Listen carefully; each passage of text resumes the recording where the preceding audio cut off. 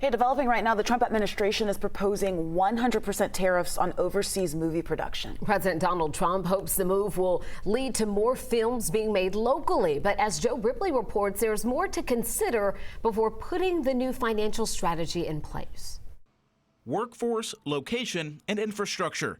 Television and film producer Darius Evans says these all make Georgia a draw for a robust film industry. The last 3 years, we did about $4 billion in direct spend on film alone. He says the pandemic and ensuing strikes dealt Hollywood a downturn. Rising costs, he says, shifted a lot of production overseas, where unions and guilds have looser financial constraints. Most of the producers and production companies that I speak to would prefer to do it here, but it's always a business decision, a financial decision to go overseas and shoot. Now, the Trump administration is considering putting a 100% tariff on overseas movie production. It would fall in line with an economic policy centered on tariffs designed to bring business back stateside. Evans says production companies and prop houses like here at PC&E in Atlanta, they may hold on to a lot of the gear and equipment they invested thousands of dollars in to avoid paying higher fees on more. The industry has been able to sort of figure out ways to absorb those costs and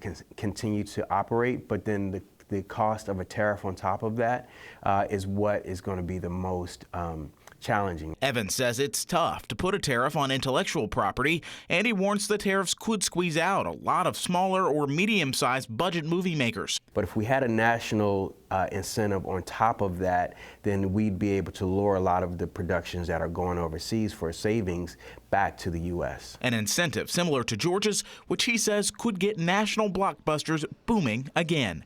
In Atlanta, Joe Ripley, 11 Alive News. Now, Darius Evans says it could take months or years to feel the full effects of these proposed overseas tariffs. But he notes while film companies can't really pass along those higher costs to consumers directly, you might notice your cable bill and streaming subscriptions getting a little pricier to account for those higher costs.